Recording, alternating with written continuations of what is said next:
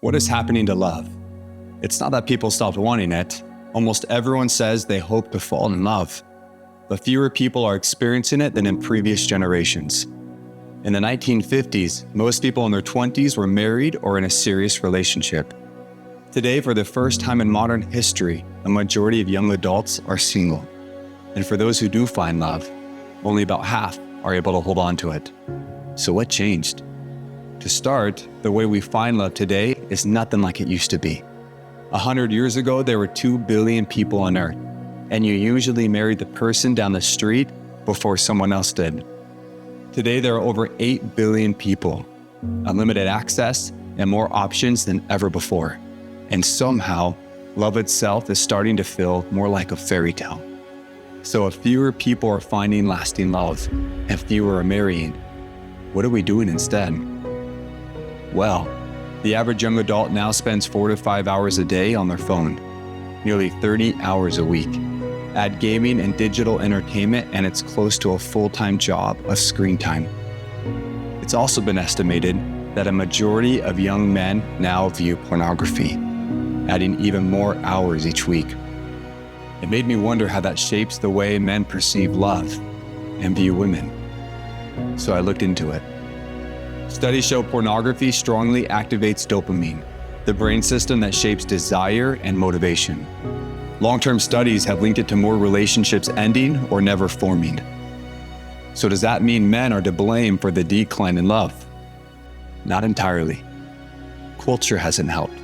At some point, the image of men shifted from the protector and provider to the one who needs rescuing. As men, we went from this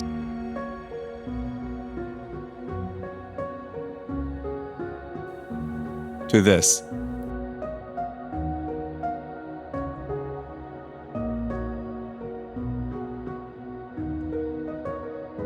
But men aren't the only ones adapting to a changing world.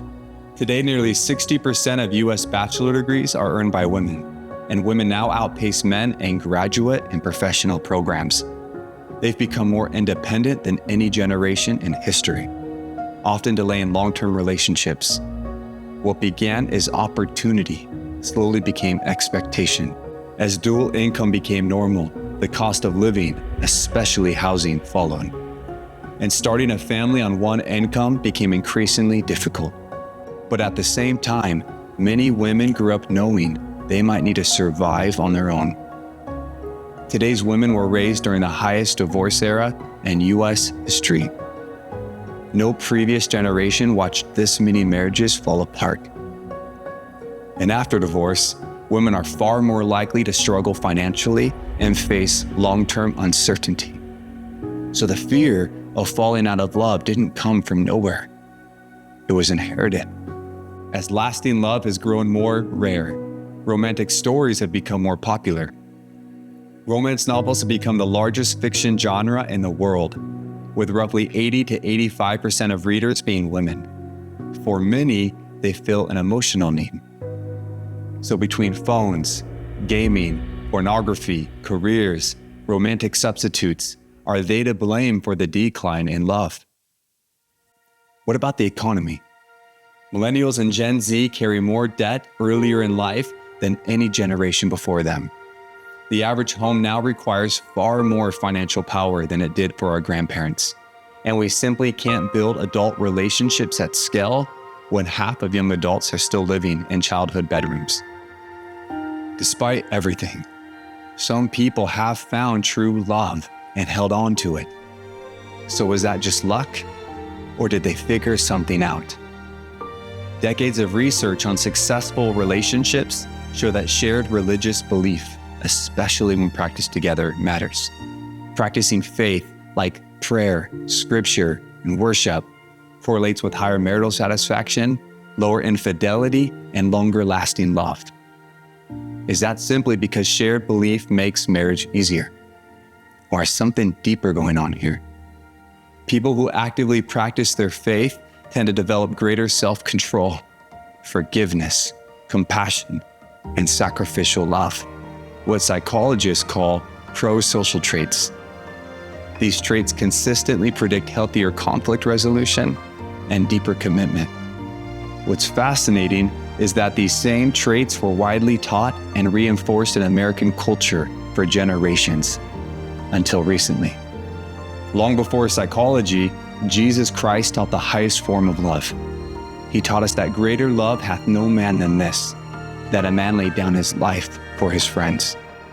The night before his crucifixion, knowing he would be betrayed and suffer death, he knelt and washed his disciples' feet. While suffering on the cross, he prayed for the people who put him there.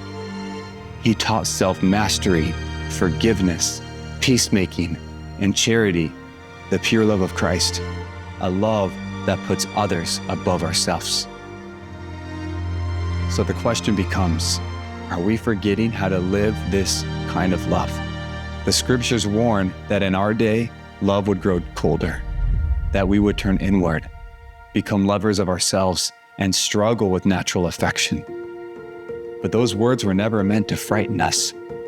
They were meant to help us recognize the time we're living in, so we would know where to turn. Our story of love isn't over yet, and here's why. We still believe in love. That is proof that we were created for it. But if our faith in finding love is declining, and at the same time our faith in God and Jesus Christ is declining, maybe the solution to finding love isn't somewhere out there. Maybe love doesn't begin with finding someone else. Maybe it begins with finding Jesus Christ.